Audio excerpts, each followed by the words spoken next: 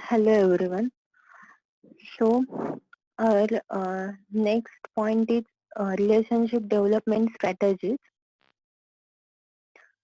Relationship development strategies मध्ये 3 points आहेत. Organizational perceive approach, managing customer emotions, brand building through relationship marketing. So पहिला आहे organizational perceive approach. Organizational perceive approach means relationship marketing is an ongoing process of continuous interactions with the customer through multiple touch points and channels so as to build a bond between customers and the organization. It is not a tool or technique within an organization, but an organization perceive approach to establish long-term relations resulting in customer loyalty and a step ahead generating customer advocacy. आता organisational perceive approach मध्ये एकतर ही broader concept आहे आणि continuous process आहे. म्हणजे customer एकदा तुमच्याकडे product purchase करून गेला की तिथेच रिलेशनशिप बिल्ड झालं किंवा तिथेच त्यांच्यातलं बॉन्डिंग जे आहे किंवा सेलिंग आणि पर्चेसिंग संपलं असं नाहीये. तर तो कस्टमर तुमच्याकडे परत आला पाहिजे आणि त्याने तुमचा रेफरन्स बाकीच्यांना पण दिला गेला पाहिजे. एक रिलेशनशिप बिल्ड करणं किंवा कस्टमर लॉयल्टी जी आहे तर ते ऑर्गनायझेशनल परसिव्ह अप्रोच मध्ये येतं. नेक्स्ट आहे managing customer emotions. The ultimate objective was to achieve customer satisfaction, but today organizations have gone a step beyond that. They try not only to satisfy customers, but make efforts to generate customer delight, going beyond satisfaction. Customer satisfaction is when a customer gets a product or service as per expectations and perceives high value delivered to him or her. But customer delight is achieved when the customer gets some unexpected attributes in the product or service which changes the value perception, bringing delight and excitement. आता managing customers emotions मध्ये प्रत्येक कस्टमरचे वेगवेगळे weak points असतात किंवा त्यांचे satisfaction level जी असते तर ती वेगवेगळी असते. लाईक मार्केटिंग स्ट्रॅटेजी जर बघायला गेलं तर काही कस्टमर्स जे आहेत तर ते डिस्काउंटने अट्रॅक्ट होतात किंवा काही customer by one get one ने फ्री सॅटिस्फाय होतात किंवा ऍडिशनल फीचर्स किंवा क्रेडिट पॉइंट जर मिळणार असतील तर वेगवेगळ्या गोष्टी आहेत. तर कस्टमरच्या इमोशनचे त्यांना डिलाइट फील करणं फक्त सॅटिस्फाय नाही तर त्याच्यासाठी काय करता येईल तर कस्टमरचे जे एक्सपेक्टेशन आहेत तर त्याच्यापेक्षा त्यांना जास्त काहीतरी प्रोव्हाइड केलं गेलं पाहिजे. म्हणजे आता सर्व्हिसेस मध्ये जर कन्सिडर करायला गेलं तर एखादं टुरिझम पॅकेज आहे तर त्या टुरिझम पॅकेज मध्ये जर त्यांना हेलिकॉप्टरची राईड आहे तरी ती फ्री दिली गेली आहे. ठीक आहे, म्हणजे हे काय आहे की बियॉन्ड एक्सपेक्टेशन त्यांना काहीतरी एक्सपिरियन्स मिळाला, सर्व्हिस मिळाली किंवा कॉम्प्लिमेंटरी काही गोष्टी आहेत लाईक फूड असेल किंवा एखादी राईड आहे, कुठले गुड्स किंवा सर्व्हिसेस असतील तर ह्या गोष्टी कस्टमरच्या इमोशन्सशी रिलेट करतात. तर ते मॅनेज करणं. आणि नेक्स्ट आहे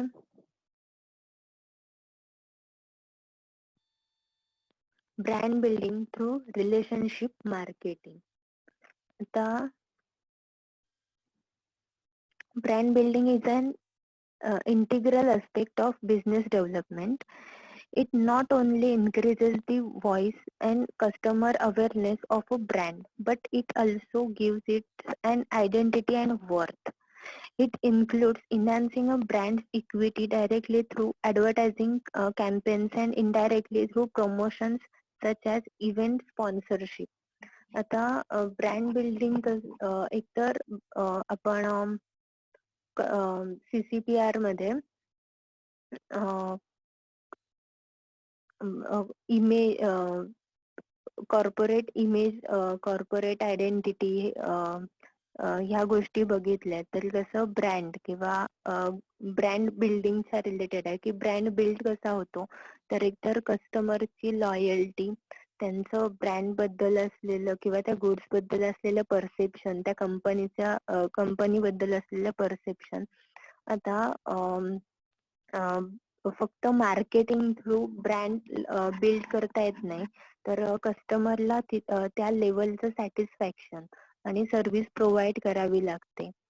त्यांचा एक्सपिरियन्स जो आहे तर तो मॅटर करतो, म्हणजे माउथ पब्लिसिटी सुद्धा होते. आणि ब्रँड आयडेंटिफाय करायला त्यांना इझी जातं. आता जर कॅडबरीचं एक्झाम्पल घेतलं तर कॅडबरी हा ब्रँड आहे, ठीक आहे, पण तो इतका कस्टमरच्या माइंड मध्ये फिट बसलाय की एखादं चॉकलेट घ्यायला जायचं असेल तरी कस्टमर बोलताना कॅडबरी द्या म्हणून सांगतो. ठीक आहे, हे आहे ब्रँड इमेज. म्हणजे चॉकलेट भलेही अगदी किटकॅटचं घेऊ देत, पण बोलताना कॅडबरी द्या म्हणूनच सांगतात. किंवा नूडल्स जेव्हा घ्यायचे असतात तर तेव्हा मॅगी हे डोक्यात फिक्स बसलेलं आहे की मॅगीचं येल्लो पॅकेज, येल्लो पॅकेट असलेलं प्रोडक्ट मॅगी म्हणून विचारतात. मग भले बाकीच्या कंपन्या त्याच्यामध्ये आहेत. तर हे brand building through relationship marketing. आता त्याच्यामध्ये काही सब पॉइंट्स आहेत की ब्रँड बिल्डिंग कसं केलं जातं. फर्स्ट आहे offering customers discount on services, repeat purchase. ठीक आहे, रिपीट परचेसच्या रिलेटेड आहे.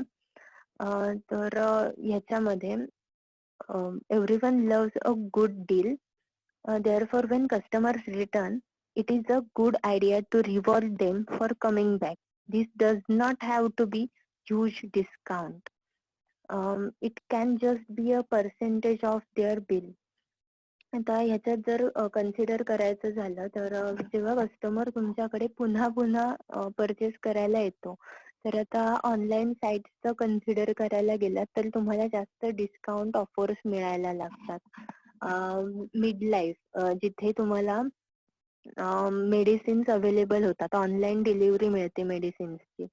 तर त्या साईटवरून जेव्हा तुम्ही औषधं मागवता तर त्याच्यानंतर पहिल्या तुमच्या ऑर्डरवर 20% डिस्काउंट असतो. किंवा त्याच्यानंतर पुन्हा जेव्हा ऑर्डर करता तर ऍक्च्युली डिस्काउंटेडच प्रोडक्ट असतात, कारण डायरेक्ट मॅन्युफॅक्चरर कडून ते प्रोव्हाइड करतात.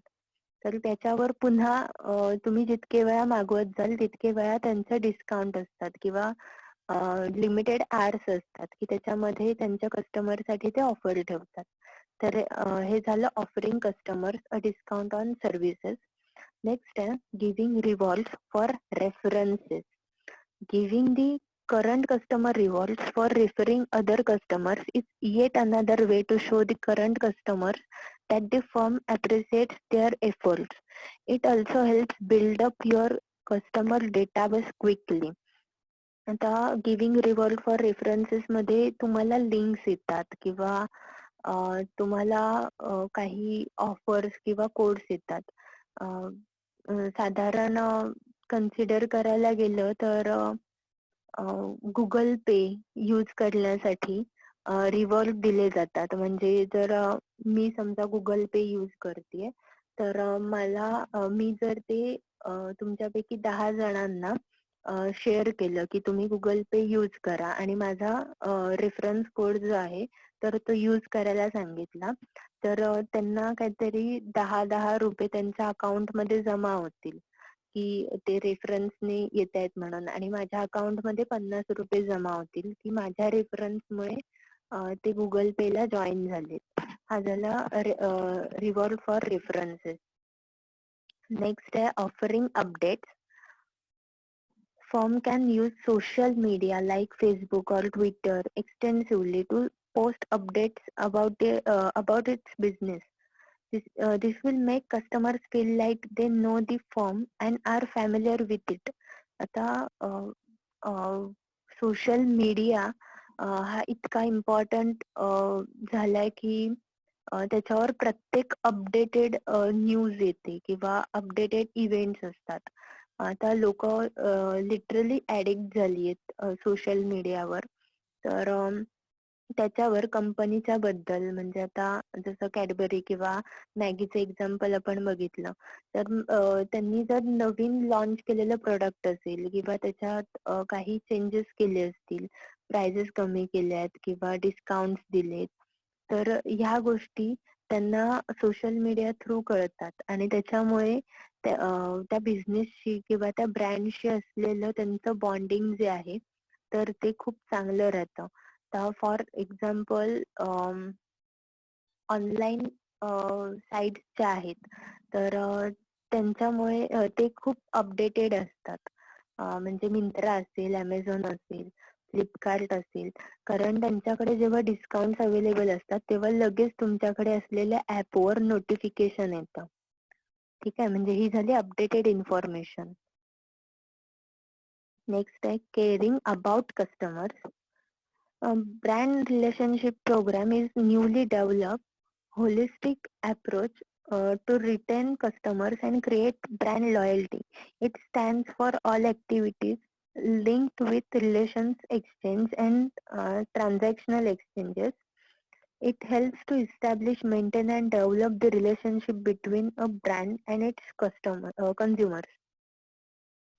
केअरिंग अबाउट कस्टमर्स, तुमचं जे काही प्रोडक्ट आहे किंवा कस्टमरची ब्रँड लॉयल्टी आहे तर ती कन्सिडर करून त्यांचा समजा एखादं प्रोडक्ट जर फॉल्टी असेल किंवा त्याच्यामध्ये काहीतरी प्रॉब्लेम असेल तर लगेच ते चेंज करून दिलं गेलं पाहिजे किंवा आफ्टर सेल सर्व्हिस जी आहे तर ती प्रोव्हाइड केली गेली पाहिजे. म्हणून जेव्हा आपण इलेक्ट्रॉनिक गुड्स परचेस करतो, मग लॅपटॉप असेल, टीव्ही असेल,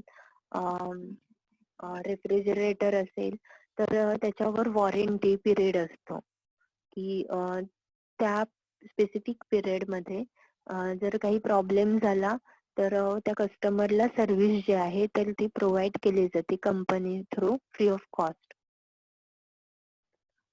नेक्स्ट आहे impact of brand relationship programmes on brand perception. Improves customer perception of the brand, gives an opportunity to better know the brand, provides a chance to learn new things about the product category, aids to select among brands in that category, helps to discover new ways of consuming the product category. आता brand रिलेशनशिपचा impact काय होतो brand perception वर, तर brand जो आहे तर तो identify करता येतो इझिली. त्याच्यानंतर सेम प्रोडक्ट जेव्हा अवेलेबल असतात किंवा त्याच्यासाठी ऑप्शन्स अवेलेबल असतात तेव्हा त्याच ब्रँडचे प्रोडक्ट जे आहेत तर ते कस्टमरला सिलेक्ट करता येतात, म्हणजे ते प्रेफरेबली ते प्रोडक्ट सिलेक्ट करतात. आता कॉस्मेटिक्स मध्ये जर कन्सिडर करायला गेलं तर खूप कंपनी अवेलेबल आहेत कॉस्मेटिक्स मध्ये सुद्धा. तर त्याच्यामध्ये समजा लॉरियलचे प्रोडक्ट यूज करणारा जर एखादा कस्टमर असेल तर समोर कितीही प्रोडक्ट असले तरी ते लॉरियलचे प्रोडक्ट यूज करणार. ठीक आहे, हे आहे ब्रँड रिलेशन आणि ब्रँड परसेप्शन. नेक्स्ट आहे service level agreement, that is SLA. A service level agreement is a part of standardized service contract where a service is defined formally. SLA is a tool of formalizing a relationship with the customers and is mainly used for having for high value customers. It is an agreement between two or more parties where one is the customer and the other are the service providers. This can be legally binding formal or an informal contract. Service level agreement मध्ये आता formal किंवा informal contract असू शकतं. त्याच्यामध्ये समजा आपण एखादी service demand करतोय किंवा एक्सपेक्ट करतोय आणि त्याच्यावर प्रोव्हायडर आणि आपण जे कस्टमर आहोत किंवा सर्व्हिस घेणारे आहोत तर ते डील करतोय किंवा ऍग्री करतोय. आता समजा ट्रॅव्हलिंग, ठीक आहे, एखादी ट्रिप टुरिझम आहे, टुरिझम कंपनी आहे आणि त्यांचं पॅकेज जे आहे तर आपले नंबर ऑफ कस्टमर किंवा फॅमिली मेंबर्स जास्त आहेत तर त्याच्यामध्ये डिस्काउंट जर आपण मागितला आणि काही गोष्टी बार्गेन करून घेतल्या असतील तर तो पर्सन त्या सर्व्हिस प्रोव्हाइड करायला तुम्हाला लायबल आहे. ठीक आहे, मग ते लीगल अग्रीमेंट असेल किंवा इन्फॉर्मल कॉन्ट्रॅक्ट किंवा अग्रीमेंट कन्सिडर करू शकतो. म्हणजे फक्त तोंडी सांगितलं गेलंय की तुम्हाला काही प्रॉब्लेम येणार नाही किंवा अशा हॉटेलमध्ये तुम्हाला थांबवलं जाईल किंवा जे काही असेल किंवा हेलिकॉप्टर राईड जी आहे ती फ्री दिली जाईल किंवा तिथे गेल्यानंतर किंवा तुमच्या ह्या पॅकेज मध्ये फ्लाईटचं तिकीट इन्क्लूड केलेलं आहे. तर ह्या गोष्टी ज्या आहेत तर त्या ट्रान्सपरन्सी ठेवून त्या फुलफिल केल्या गेल्या पाहिजेत. नेक्स्ट आहे SLA can be a communication tool. The value of agreement is not just in a final product. The very process of establishing an SLA helps to open up communication. आता फक्त मी जर सांगितलं की मला अशी अशी ट्रिप प्लॅन करून हवी आहे आणि एवढ्या एवढ्या कॉस्ट मध्ये प्लॅन करून हवी आहे, तर म्हणजे ते फायनल प्रोडक्ट बनलं नाहीये.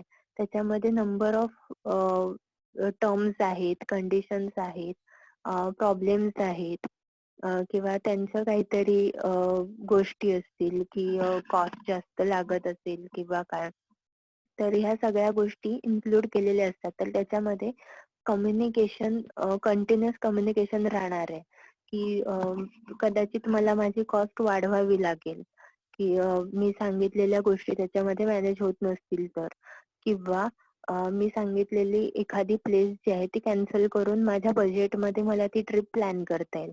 तर त्याच्यासाठी आहे कम्युनिकेशन. नेक्स्ट आहे a conflict prevention tool. An agreement helps to avoid disputes by providing a shared understanding of needs and priorities. And if conflicts do occur, they tend to be resolved more readily. जेव्हा win win situation किंवा bargaining होत असतं तर तेव्हा जर त्याच्यात काही problem आले व्हाईल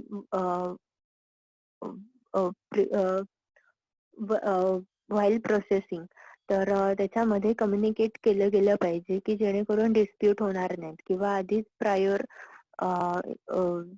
इंटिमेशन दिलं पाहिजे की कदाचित फ्लाईट तिकीट आहेत तर ते त्या दिवशी मिळणं अवघड आहे किंवा त्या दिवशी मिळायचं असेल तर त्याची कॉस्ट हाय जाऊ शकते, म्हणजे कॉन्फ्लिक्ट सुद्धा होणार नाहीत. नेक्स्ट आहे अ living document.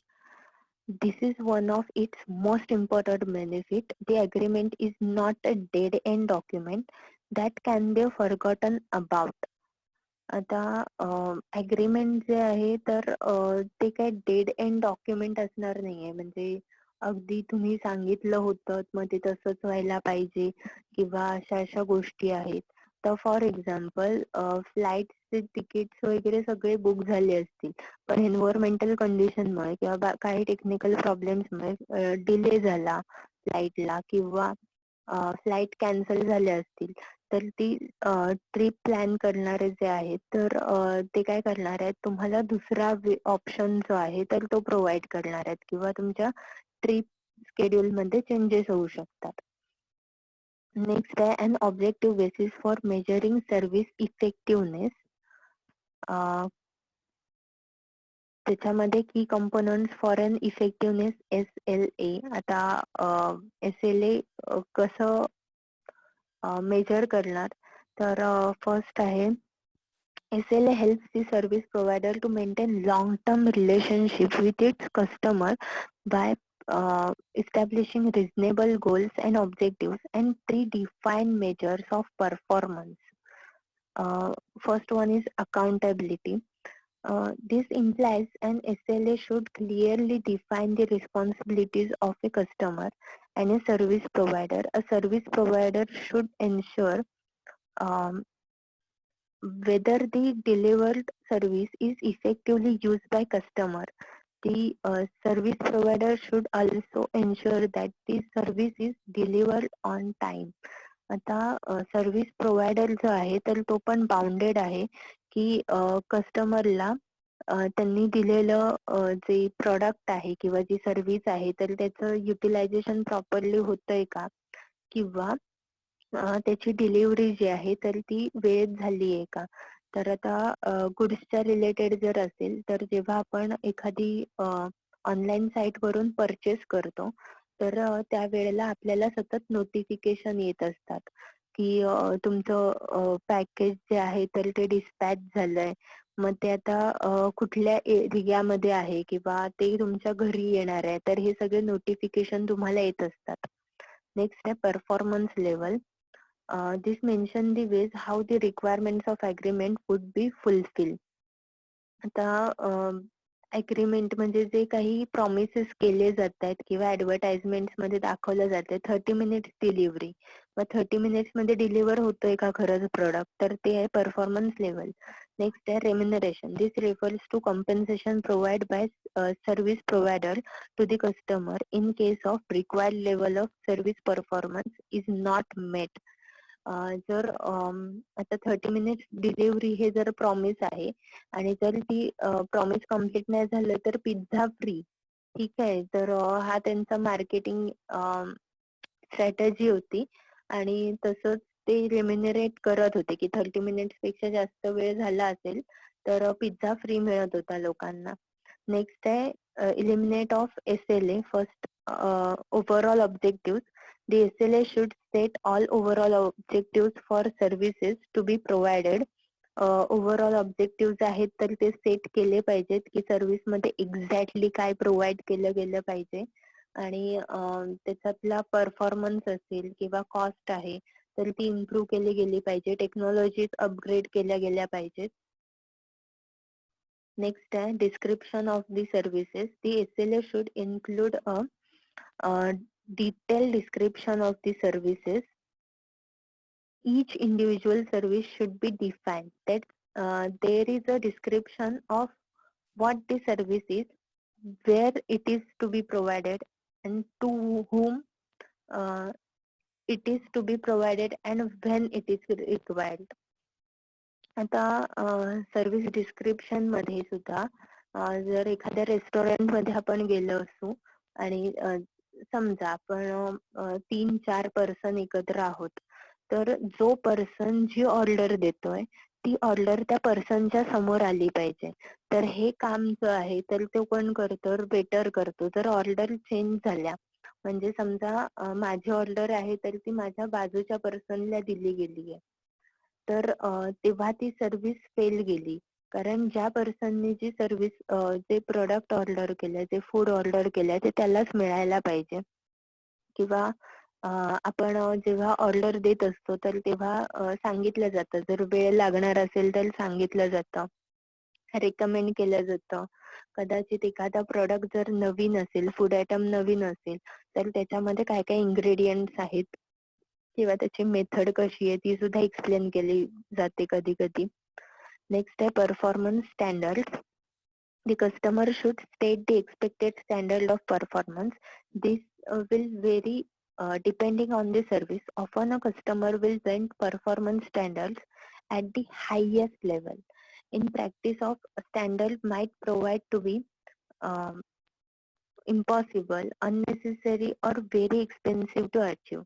On the other hand, the service provider may well argue that service level should be set deliberately low in order to guarantee that the service can be provided at the competitive price.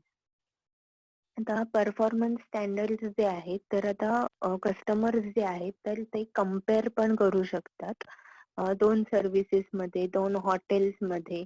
म्हणजे तुमच्या कॉम्पिटिटरची directly comparison होते. मग ते cost wise असेल, taste wise असेल, product quality आणि service efficiency लेवलवर सुद्धा असेल. तर परफॉर्मन्स स्टँडर्ड आहेत तर ते इंडिव्हिज्युअल लेवलला आणि कॉम्पिटिटिव्ह ऑर्गनायझेशनला कन्सिडर करून सेट केले गेले पाहिजेत. नेक्स्ट आहे compensation or service credits. In any failure to achieve the service levels has the financial consequences for this service provider.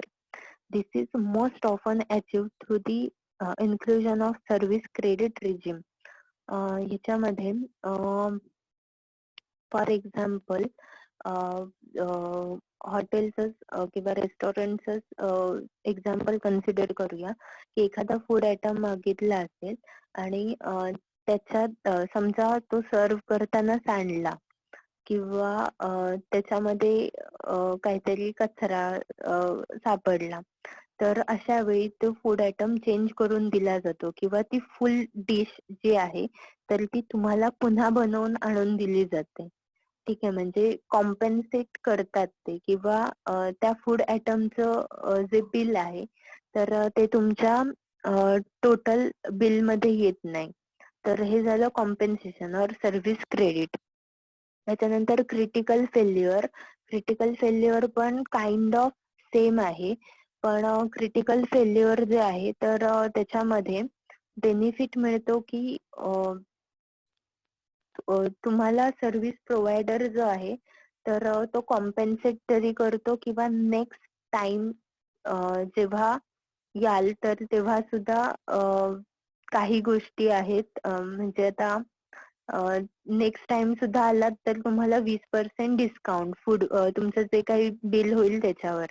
म्हणजे जर एखाद्या कस्टमरला जर फूड आयटम आवडला नसेल किंवा त्याच्यात काही इंग्रेडियंट्स मध्ये काही त्याच्या टेस्ट नुसार चेंजेस झाले नसतील तर ते एकतर बनवून दिले जातात, त्याच्यात कॉम्पेन्सेट केलं जातं. आणि दुसरी गोष्ट, नेक्स्ट टाइम जेव्हा याल तर तेव्हा सुद्धा तुम्हाला 20%, 10% डिस्काउंट दिला जाईल. तर हे सांगितलं जातं किंवा एखादं कुपन प्रोव्हाइड केलं जातं की जेणेकरून तो कस्टमर जो आहे तर तो बाउंडेड राहील त्या बिझनेस ऑर्गनायझेशनशी. नेक्स्ट आहे relationship challenges. Relationship marketing has certain requisites. However, they are not same all the time since it will depend upon the stage and nature of the relationship with the existing or potential customer. The key aspect of marketing approach is not only to get customer and carry out transactions, but also maintain and enhance ongoing relations. To maintain continuous relationship with customers, firms have to invest heavily in technology and maintain customer marketing. The organizations must make to sophisticate and electronic modes of communication for better services. May be possible of size of organization is large. Small organizations may find it difficult to maintain its website. Choosing the right kind of technology or selection of good CRM manager is another challenge. Measuring the return on investment is a challenge. Relationship marketing मध्ये challenges काय आहेत तर तुमचा customer potential किंवा existing customer जो आहे तर competitor available असल्यामुळे तो तुमचा लॉयल कस्टमर राहीलच ह्याची गॅरंटी देता येत नाही. तुमच्या कस्टमरशी रिलेशनशिप मेंटेन करण्यासाठी टेक्नॉलॉजिकल हेल्प जी आहे किंवा टेक्नॉलॉजिकली अपग्रेड राहणं इम्पॉर्टंट आहे. ते जर करता आलं नाही तर तुमचे कस्टमर्स रिटेन करणं हा डिफिकल्ट टास्क आहे. त्याच्यानंतर टेक्नॉलॉजी मेंटेन करणं किंवा कस्टमरशी रिलेशन मेंटेन करताना स्पेंड होणारी कॉस्ट जी आहे तर त्या लार्ज बिझनेस ऑर्गनायझेशन जे आहेत तर त्या बेअर करू शकतात. स्मॉल बिझनेस ऑर्गनायझेशन साठी ते डिफिकल्ट टास्क आहे. नेक्स्ट आहे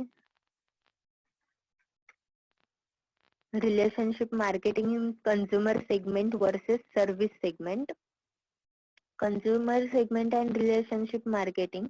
In case of consumer durable, relationships are credited and established through brand equity, marketing communication, and media. And personal contacts are rarely used to create relation. Quality and superiority of the product established in market help the organization establish long-lasting relation with customers. आता relationship market relation maintain करणं किंवा create करणं त्याच्यामध्ये brand equity किंवा marketing communication media ह्याचा जितका role आहे त्याच्यापेक्षा जास्त रोल आहे लॉंग लास्टिंग रिलेशनशिप साठी की तुमच्या प्रोडक्टला बेस्ट क्वालिटी देणं आणि त्याच्यासाठीच्या सर्व्हिसेस ज्या आहेत तर त्या प्रोव्हाइड करणं. नेक्स्ट आहे service segment and relationship marketing. Today, the boundaries between tangible and intangible products are blurred, and every product, even if it is a consumer durable, has intangible in terms of service component. The service segment still demands higher effort for relationship marketing. The tangible and intangible product म्हणजे तुमचे goods and services. तर आता त्यांचे जे काही measurement आहे किंवा त्याच्यातलं कॅल्क्युलेशन जे आहे दोन सर्व्हिस मधलं किंवा प्रोडक्ट मधलं तर आता ही लाईन जी आहे तर ती ब्लर होत चालली आहे कारण कंपॅरिझन खूप जास्त केलं जातं कारण नंबर ऑफ सर्व्हिसेस मार्केटमध्ये अवेलेबल आहेत. तर मग अशा वेळी त्याच्यामध्ये क्वालिटी प्रोव्हाइड करणं त्याच्यानंतर त्याच्या रिलेटेड जर काही अटॅच सर्व्हिसेस असतील किंवा गुड्स असतील अटॅच सर्व्हिसेस मध्ये काय कन्सिडर करू शकतो तर आफ्टर सेल सर्व्हिस जे आहे तर ती प्रोव्हाइड करणं किंवा जर एखादं व्हेइकल आपण परचेस केलं असेल तर त्याची सर्व्हिसिंग जी आहे जी काही त्यांचे लिमिटेशन्स असतील 5 किंवा 7 सर्व्हिसेस असतील तर त्या फ्री प्रोव्हाइड करणं किंवा पिक अँड ड्रॉप सर्व्हिस प्रोव्हाइड करणं. तर ह्या सर्व्हिस प्रोव्हाइड केल्यानंतर तुमचा कस्टमर जो आहे तर तो आपोआप तुमच्याशी लॉयल राहणार आहे. ठीक आहे. आता आपलं पहिलं युनिट संपलंय तर आपल्याला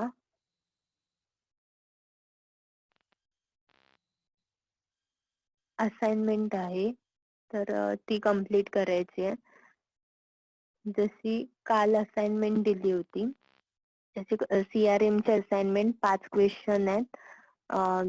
सगळं सेम आहे की PDF फॉर्मॅट मध्ये सबमिट करायचे आणि मुळात असाइनमेंट तुमच्या नोटबुक मध्ये लिहा, ती फोटो काढून स्कॅन करा आणि मग मेल करा. ठीक आहे.